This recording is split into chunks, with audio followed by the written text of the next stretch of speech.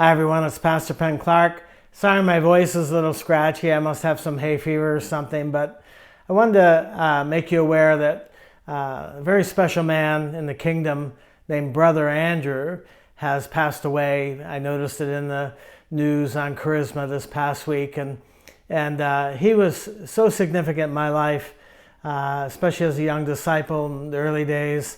I happened to come across his book, God's Smuggler, that was written by John and Elizabeth Sherrill. Here's a more up-to-date version.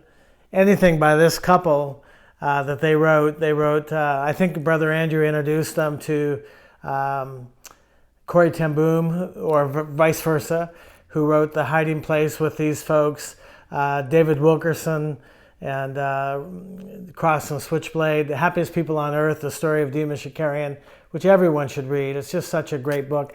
This book is a game changer. I would put this book perhaps in the top 10 best books that I've ever read. And it's easy to do that. Not only superbly written, but it's an amazing story. And it was the first time that I got a glimpse that the Lord didn't just call us to ministry in a cookie cutter fashion where everybody has to fit in the mold of a preacher, a pastor, an evangelist, or the typical missionary of the day. This man was so unique, and his ministry, it looked like it was tailored to him. It was tailored to his thinking, the way his mental disposition, his background. And it just gave me a realization that I don't have to just accept what I see out there as far as ministry and try to find what God has called me to. And it really illustrates that better than I can think of, better than any book I can think of.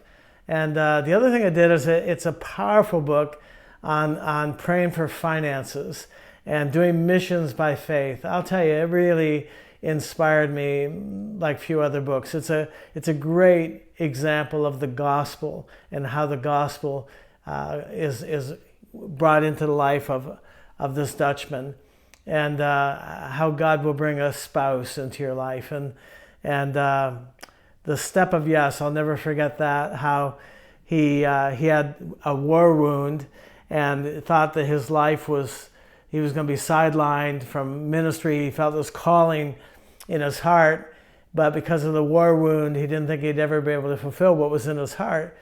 And the Lord just challenged him to take that step of yes. And he actually lifted his leg off of his bicycle. That's how he was getting around, and took a step of yes. And in that moment, the Lord healed his foot. And that's such a great story, how he went and brought the Bible into the underground church. That inspired me in all my work for 10 years that I gave my life to Ukraine, was really inspired by Brother Andrew. There's so many examples in that book of the royal way. I love the story of him needing finances and walking the streets of, I think it was Glasgow, Scotland. He's walking the streets looking for coins in the gutter, and the Lord confronted him and said that he was a mighty king and that he could provide for his own. And he realized that he wasn't doing it the royal way, and he went into this whole thing of the game of the royal way, where he would just believe God for his finances and see how the great king would provide for him. This book is a must for every young disciple. I just think there's so many layers to it, wonderful layers to it.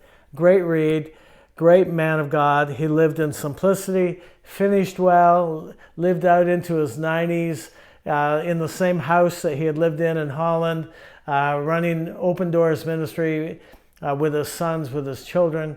Just a great example of God's grace in the work of a life of an ordinary man. And I love him for that. And I'm grateful to God for that, for his life. And I didn't want any more time to pass without honoring him and honoring the Lord who did this mighty work in his life. And I encourage you to do the same and get a copy of God's Smuggler. You'll never regret it. It's such a wonderful book. God bless you.